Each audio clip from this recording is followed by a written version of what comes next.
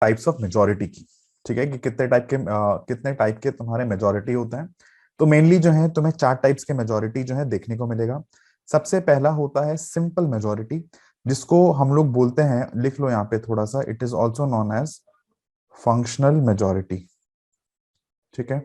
Okay, अब यहाँ पे फंक्शनल मेजोरिटी में क्या होता है कि अगर मैं बात करूं लोकसभा की, ठीक है, अगर मैं बात करूं लोकसभा की तो पता है कि 545 मेंबर्स होते हैं, वेयर एज अगर मैं बात करूं राज्यसभा की तो 245 तेरे मेंबर्स होते हैं, ठीक है। तो टोटल अगर मैं बात करूं तो टोटल मेंबर्स जो होते हैं वो होते हैं 790 मेंबर्स, ठीक है। अब यहाँ पे आ जाती है हमारी सिचुएशन कि मान लो 545 में से 145 जो है वो नहीं आए, maybe due to some work, तो बचे कितने लोग, बचे 400 लोग, 400। अब यहाँ पे क्या हुआ कि अब यहाँ पे 400 जो है, अब इनमें जो है हम बात करेंगे, ये कौन होंगे, ये होंगे सिटिंग प्लस वोटिंग, ठीक है। जो प्रोविजन है वो है 50% प्लस 1 का। तो अगर मैं 50% और 1 के फॉर्मूले से अगर मैं बात करूं तो हमारा ये हो जाएगा 200 प्लस 1, दैट इज 201, ठीक है। तो बोलने का मतलब ये है कि सिंपल मेजोरिटी में 201 से जो है हमारा काम हो गया, ठीक है। दूसरे एग्जाम्पल की अगर मैं बात करूं, 545 में से लेट्स नाउ कंसिडर कि 45 नहीं आए, ठीक है, 45 नहीं आए, बचे कितने, बचे 500, ठीक है। तो लॉजिकली अगर यही फॉर्मूला लगाए 50% 1 वाला तो कितना हो जाएगा, ये हो जाएगा 250 प्लस 1। इसका मतलब इस केस में 251 से जो है मेरा काम हो जाएगा। क्लियर है यहां तक? ओके, अब हम ये चीजें नोटिस करेंगे कि ये चीजें कहां कहां काम आती है, देखो ध्यान से। This refers to the majority of more than 50% of the members present and voting. यहाँ पे मैंने लिखा है सिटिंग एंड वोटिंग, तो बात एक ही है, हाँ। इसको हम लोग फंक्शनल मेजोरिटी भी बोलते हैं और इनको हम वर्किंग मेजोरिटी भी बोलते हैं। The simple majority is the most frequently used form of majority in parliamentary business, क्योंकि इसको पास कराना जो है आसान होता है, इसमें ज्यादा कॉम्प्लेक्सिटी जो है तुम्हें देखने को नहीं मिलेगी। When the constitution or the laws do not specify the type of majority needed, very important, mock test में जो है तुम्हें ये स्टेटमेंट्स देखने को मिल सकता है। जहां पर भी तुम्हारी थोड़ी सी वेगनेस हो, या फिर जहां पे तुम्हारा थोड़ा सा जो एरिया है जो ब्रॉड बन जाता है, तो क्वेश्चंस वहां से बनने के चांसेस जो हैं तुम्हारे बढ़ जाते हैं, ठीक है। ओके, अब देखो यहाँ पे कि सिंपल मेजोरिटी जो है कौन कौन से केसेस में यूज होता है। तो सबसे पहला यूज होता है to pass an ordinary money और फाइनेंशियल बिल, इसमें यूज होता है। To pass no confidence motion, adjournment motion, censure motion and confidence motion, ठीक है। फॉर द, इसको मार्क करते हैं, for the removal of vice president majority required in Lok Sabha is the simple majority. अब यहाँ पे लॉजिक आएगा, जो क्वेश्चन जो बन सकता है यहाँ पे लोकसभा की जगह अगर राज्यसभा डाल दिया, ठीक है, तो यहाँ पे कंफ्यूजन का चांसेस हो सकता है, ऑप्शंस एलिमिनेट हो सकते हैं, और मोस्ट इंपॉर्टेंटली क्वेश्चन तुम्हारा बन सकता है, ठीक है। दूसरी चीज, जो दूसरा कीवर्ड है सिंपल, यहाँ पे जो है तुम्हें 4 टाइप की जो हमने बात करेंगे, मे बी इसको वहां से रिप्लेस कर दे, तो थोड़ा केयरफुल रहना। To declare a financial emergency, to declare a state emergency under the president's rule, ठीक है। ये आर्टिकल बता सकते हो, ये आर्टिकल कौन सा है? ये हो जाएगा आर्टिकल 365, आर्टिकल 365, ठीक है। ओके, अब यहां पे उसके बाद election of speaker, very important, election of speaker, deputy speaker of Lok Sabha and state legislature, constitution amendment bill under article 368 which needs to be ratified by the states require only simple majority। तो ये सारे के सारे जो provisions हैं ये तुम्हें पता होने चाहिए। इसका इसका मेन रीजन ये भी निकल के आता है, सी, अब इसको जो है मैं बहुत सारे क्वेश्चंस जो है मैं इनमें फ्रेम कर सकता हूं, जैसे कि simple majority is used to pass non confidence motion but not adjournment motion, या फिर but not censure motion but not confidence motion. तो इस तरीके जो है तुम्हें क्वेश्चंस मिल सकते हैं, तो जस्ट बी केयरफुल, ध्यान रहे कौन कौन सी मेजोरिटी जो है कहां कहां पे यूज होती है, ठीक है। उसके बाद हम बात करेंगे इफेक्टिव मेजोरिटी की। इफेक्टिव मेजोरिटी में क्या होता है, ध्यान से सुनना, कि मान लो लोकसभा की अगर मैं बात करूं, अगेन कितने मेंबर्स होते हैं, 545 मेंबर्स होते हैं। अब लेट सपोज कि कुछ मेंबर्स ने क्या कर दिए, कुछ मेंबर्स ने रिजाइन कर दिया, फॉर एग्जांपल 3 लोगों ने रिजाइन कर दिया, ठीक है। दूसरा केस ये समझते हैं कि भाई डेथ हो गया 10, और समझते हैं कि इसमें मान लो डिस्क्वालीफाई कर दिया गया मेंबर्स को, ये हो गया। तो कितने हो गए टोटल, टोटल हो गए तुम्हारे 23, ठीक है।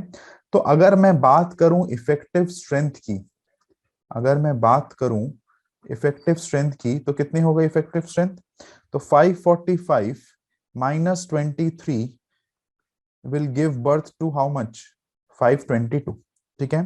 तो बोलने के इफेक्टिव स्ट्रेंथ हम लोग कैसे निकालते हैं कि भाई टोटल स्ट्रेंथ ऑफ हाउस में से जितनी भी वैकेंसी हुई हैं उनको हम लोग माइनस कर देंगे, ठीक है। ये हो गया इफेक्टिव स्ट्रेंथ। अब इनमें जो है, अब इनमें जो भी तुम्हारा मेजॉरिटी रहेगा, इनमें जो भी तुम्हारा मेजॉरिटी रहेगा उसके अकॉर्डिंग जो है चीजें तुम्हारी पास होगी। तो एक बार पढ़ लेते हैं statement. Effective majority of the house means more than 50%। तो इसका 50%, ठीक है, of the effective, this implies that out of the total strength we deduct the vacant seats, ये जितनी भी वैकेंट सीट्स थी, ठीक है, ये जितनी भी खाली थी, maybe due to disqualify, उनको हमने हटा दिया। When the Indian constitution mentions all the then members, that refers to the effective majority. The keyword यहाँ पे ध्यान से देख लेना, ऑल द देन मेंबर्स, जहां पे भी उसकी बात करें वहां पे हम किस चीज की बात करेंगे, इफेक्टिव मेजॉरिटी की बात करेंगे। अगर मैं राज्यसभा का एग्जांपल लूं, राज्यसभा में हमारे पास कितने मेंबर्स हैं, 245। अब अगर मान लो 245 में से 45 की वैकेंसीज जो है वो हट जाती है, then the effective strength of the house is कितना, इट इज 200, ठीक है। तो इफेक्टिव मेजॉरिटी अगर मैं बात करूं 50%, तो यहाँ पे कितना हो जाएगा, it is going to be 101, ठीक है। कंफ्यूज होने की जरूरत नहीं है। यहाँ पे मैंने बताया जो यहाँ का जो प्रोविजन है वो है सिटिंग एंड वोटिंग, ठीक है। और यहाँ का जो प्रोविजन है वो है ऑल द देन मेंबर्स, और जो इफेक्टिव स्ट्रेंथ तुम्हारी होती है इंक्लूडिंग द वैकेंसी, ठीक है। इस चीज को ध्यान में रखना। अब इसमें कहां कहां यूज होता है इसको देख लो। Removal of vice president in Rajya Sabha, ठीक है, and removal of speaker and deputy speaker of Lok Sabha and state legislative assembly, ये दोनों इसके प्रोविजन है जो कि इफेक्टिव मेजॉरिटी का यूज हम लोग करते हैं, ठीक है। अब थोड़ा सा पीछे चलते हैं, जैसा कि मैंने बोला कि कंफ्यूजन के चांसेस जो है हो जाते हैं। यहाँ पे क्या हुआ, रिमूवल, यहाँ पे हम लोगों ने बात करी, 2 मिनट, यहाँ पे हम लोगों ने बात करी removal of vice president in Rajya Sabha, ठीक है। यहाँ पे थोड़ा सा पीछे देखो, यहाँ पे हमने बात करी for the removal of vice president, ठीक है। ये कहाँ पे मैंने बात करी थी, लोकसभा की यहाँ पे मैंने बात करी थी, ठीक है। यहाँ पे मैंने किसकी बात करी, यहाँ पे मैंने बात करी राज्यसभा की। तो कंफ्यूजन हो सकता है, तो उस केस में यहीं से जो है तुम्हारे क्वेश्चंस भी बन सकते हैं। तो यहां से जब तुम्हें चीजें पता चल गई है कि क्वेश्चंस कहाँ से बनता है, लोकसभा, राज्यसभा, तो लोकसभा में क्या होगा, इसको ऐसे देख लो, तुम्हारा रिमूवल, रिमूवल ऑफ क्या, removal of VP vice president, और यहां पर भी रिमूवल होगा, रिमूवल ऑफ वीपी। तो अगर मैं लोकसभा की बात करूं, लोकसभा में रिमूवल ऑफ वीपी, अगर मैं लोकसभा की बात करूं वहां पे क्या सा मेजोरिटी चाहिए, वाइस प्रेसिडेंट के रिमूवल के लिए जो मेजोरिटी चाहिए वो चाहिए सिंपल मेजोरिटी। अब ये गारंटी के साथ मैं बोलूंगा कि तुम्हें ये क्वेश्चन मॉक टेस्ट में दिख सकता है, ठीक है, और गलत भी होते हैं मैक्सिमम, क्योंकि जो पढ़ने का जो पैटर्न है वही अगर नहीं पता होगा तो डेफिनेटली क्वेश्चंस गलत होगा, चाहे जितनी बार भी लक्ष्मीकांत या नोट्स अपने रिवाइज कर लो, ठीक है। रिमूवल ऑफ वीपी, अगर मैं राज्यसभा की बात करूं, वही सेम चीज राज्यसभा में किससे पास हो रही है, इफेक्टिव मेजोरिटी से पास हो रही है। ओके, ये एक इंपॉर्टेंट चीज थी। दूसरी मैंने बात करी removal of speaker and deputy speaker at Lok Sabha. अगर मैं यहाँ पे देखो, हमने यहाँ पर भी बात करी, पर यहाँ पे हम लोगों ने बात करी election of speaker deputy speaker, ठीक है, of Lok Sabha and state legislature, ठीक है। तो लोकसभा में क्या होगा, लोकसभा में इलेक्शन होगा, लोकसभा में इलेक्शन होगा, और इलेक्शन ऑफ किसका, election of speaker and deputy speaker, ध्यान से देख लो इसको, speaker and deputy speaker of Lok Sabha और स्टेट लेजिस्लेचर, ठीक है। और यहां पे क्या होगा, राज्यसभा में क्या होगा, इनका रिमूवल होगा। जब इलेक्शन होगा तो कौन सी मेजोरिटी का इस्तेमाल करेंगे, सिंपल मेजॉरिटी का इस्तेमाल करेंगे। वेरएज अगर मैं रिमूवल की बात करूं तो रिमूवल के टाइम पे हम लोग बात करेंगे इफेक्टिव मेजॉरिटी की। वेरी इंपॉर्टेंट, तो थोड़ा सा ध्यान में रख लेना, जहां पर भी चीजें हो इस टाइप की उसको नोट डाउन कर लेना, सो दैट कि कोई भी जो चीजें हैं वो तुमसे छूटे नहीं। ठीक है, रिमूवल ऑफ वाइस प्रेसिडेंट हो गया, simple removal of vice president. Rajya Sabha की अगर मैं बात करूं तो ये तुम्हारा हो जाएगा क्या, इफेक्टिव मेजॉरिटी। ठीक है, यहां तक समझ में आ गया होगा। ओके, एक चीज यहाँ पे और, vice president remove him speaker, okay, ये चीजें हमने यहाँ पे इन चीजों को हमने डिस्कस कर लिया। ओके, फिर हम लोग बात करेंगे एब्सोल्यूट मेजॉरिटी की, हम लोग बात करेंगे। अब एब्सोल्यूट मेजॉरिटी में क्या होता है कि भाई सरकार, इसमें इसमें जो मैजिक नंबर होता है, इसको ध्यान से सुन लो, ये इसमें हम लोग बात करेंगे मैजिक नंबर की।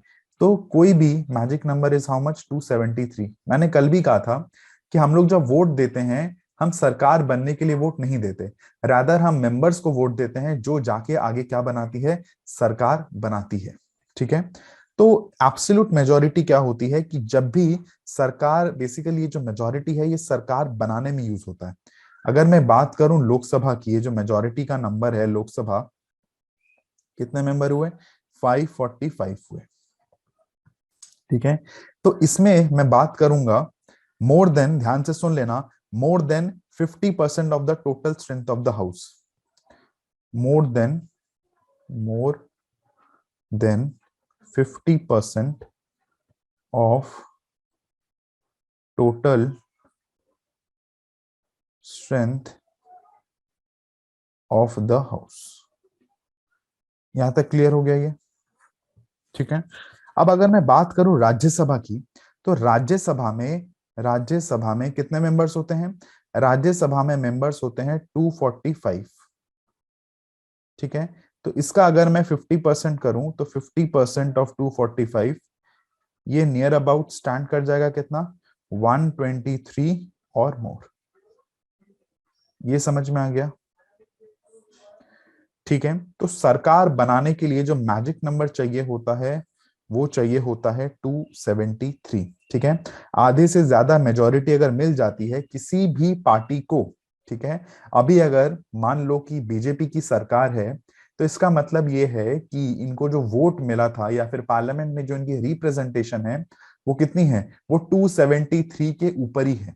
ठीक है, 273 के ऊपर होगा तो इनको कोई भी लॉ, कोई भी चीजें जो है पास, इसीलिए जो है बिना डिस्कशन के, बिना डिबेट के जो है चीजें पास हो जाती है। उसके पीछे यही रीजन होता है, उसके पीछे यही रीजन होता है कि ये सारी चीजें क्योंकि इनके जो नंबर्स हैं इतने ज्यादा हैं कि इनको जो है अपोजिशन नहीं मिलता।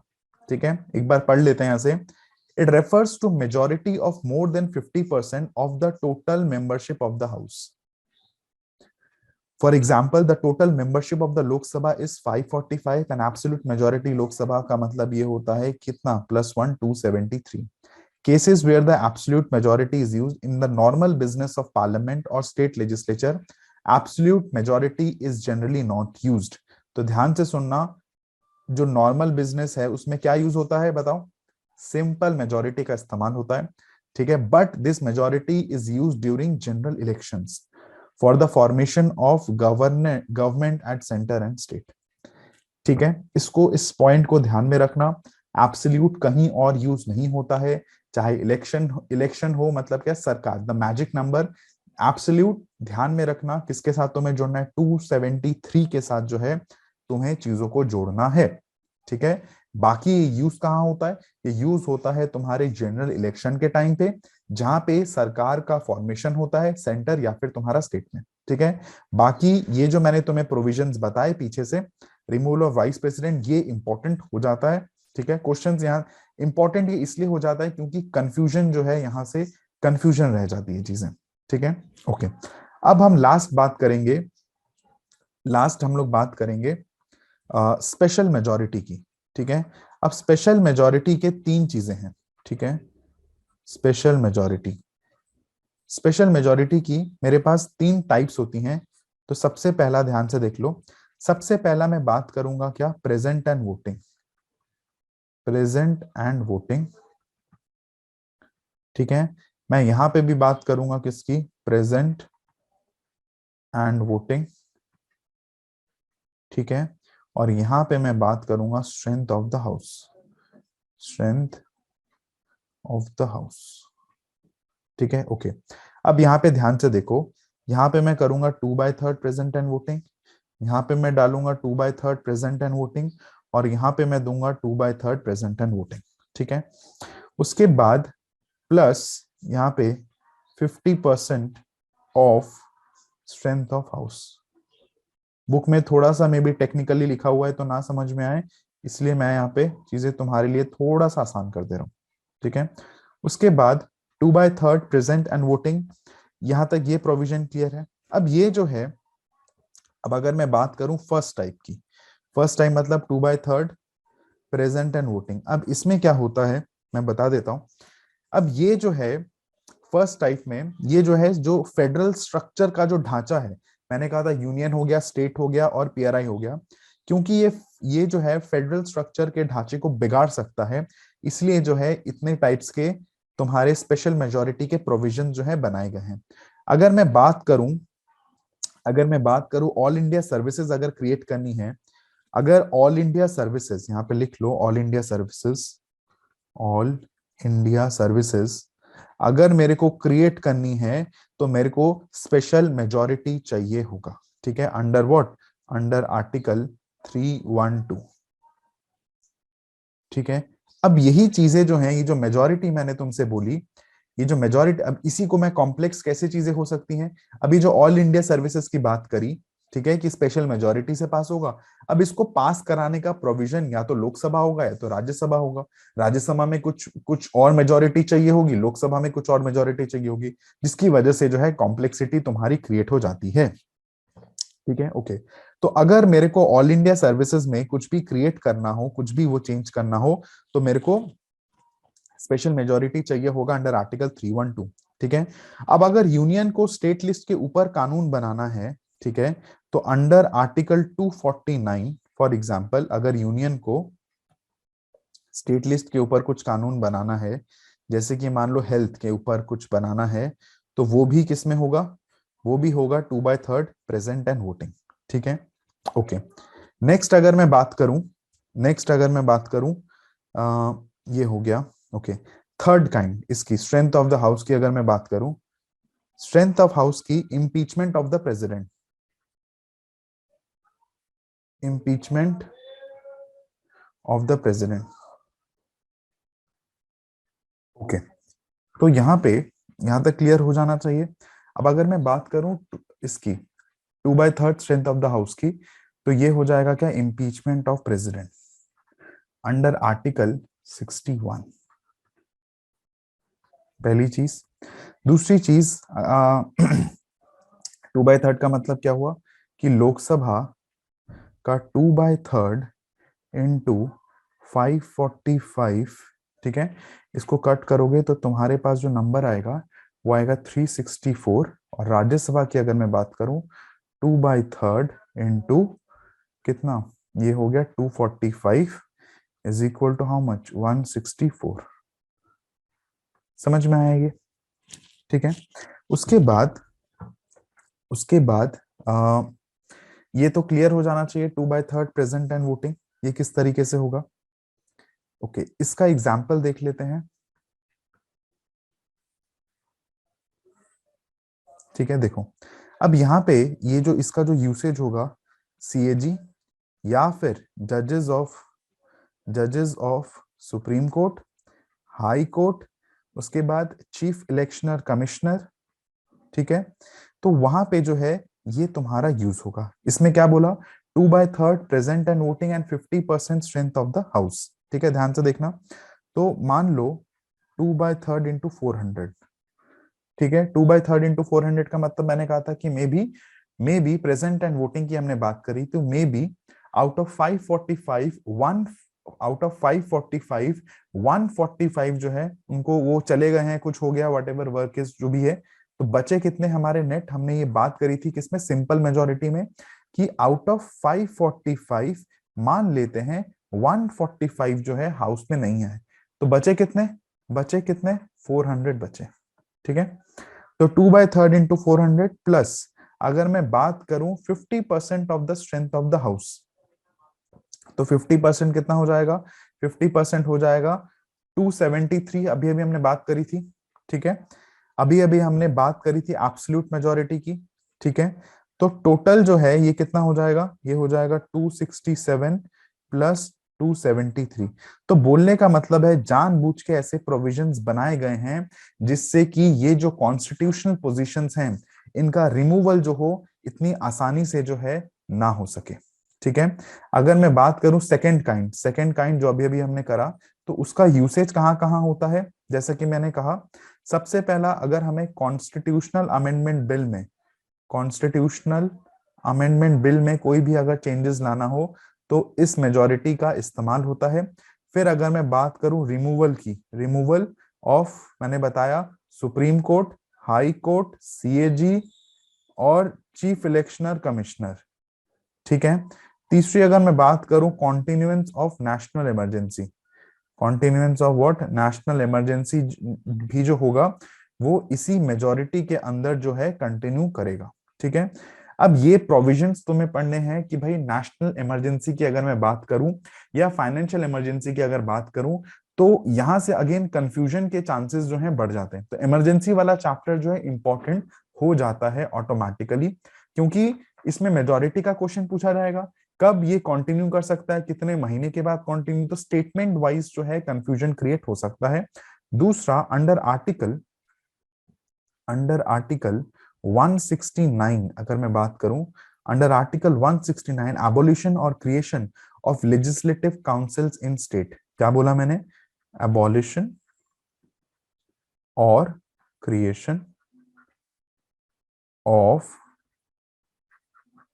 लेजिस्लेटिव काउंसिल्स इन स्टेट्स। ठीक है, तो इस चीज को थोड़ा सा ध्यान में रख लेना। विद दिस हमारा बाकी जो भी छोटी छोटी चीजें हैं मेजॉरिटी में उसको थोड़ा सा ध्यान में रख लेना। सिंपल में हमने बात करी थी, एक बार मैं क्विक रिवाइज करा देता हूँ। सिंपल में हम लोगों ने बात करी थी 545 245 टोटल मेंबर जो हो जाएंगे 790 हो जाएंगे। अगर 145 नहीं आए तो नेट कितने आए? 400 आए। इसका कितना हो जाएगा? इसका 50%, 50% plus 1 will give how much? 270 251। ठीक है, ये चीजें यहाँ पे ध्यान में रखनी है। प्रोविजंस ध्यान में रखना है, कंफ्यूजन वाला पार्ट ये दोनों है। ठीक है, बाकी मोशन और फाइनेंशियल बिल ये तो आसान है, कुछ ज्यादा इसमें नहीं है, बट ये वाला इलेक्शन इसको थोड़ा सा ध्यान में रखना है। फिर अगर हम बात करेंगे इफेक्टिव मेजोरिटी की, तो लोकसभा में हमें कितने चाहिए? 545। रिजाइन 3 ने करा, डेथ 10 हो गया, डिस्क्वालीफाइड, टोटल ये इफेक्टिव कितना हो गया? 52। अब इनमें जो भी 50% है, ठीक है, इनमें जो भी 50% है वो तुम्हारा मेजोरिटी। ठीक है, लोकसभा राज्यसभा की अगर मैं बात करूंगा तो removal of vice president, Rajya Sabha, Lok Sabha simple इधर हो गया तुम्हारा इफेक्टिव मेजोरिटी। इलेक्शन की अगर मैं बात करूंगा तो ध्यान में रखना, इलेक्शन ऑफ तुम्हारा removal of speaker, deputy speaker of Lok Sabha, वो हो जाएगा तुम्हारा इफेक्टिव, और ये हो जाएगा तुम्हारा सिंपल मेजोरिटी। ठीक है, एब्सोल्यूट की मैंने बात करी, मैजिक नंबर 273, मोर देन 50%, ये ध्यान रखना, मोर than 50% of the strength of the house.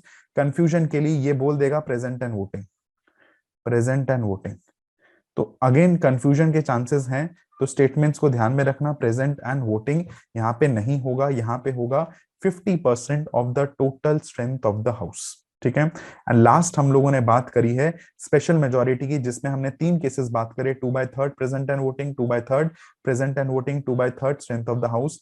तो इसको ऐसे देख लो, present and voting 50% of the strength of the house, और इधर 2/3 of the strength of the house.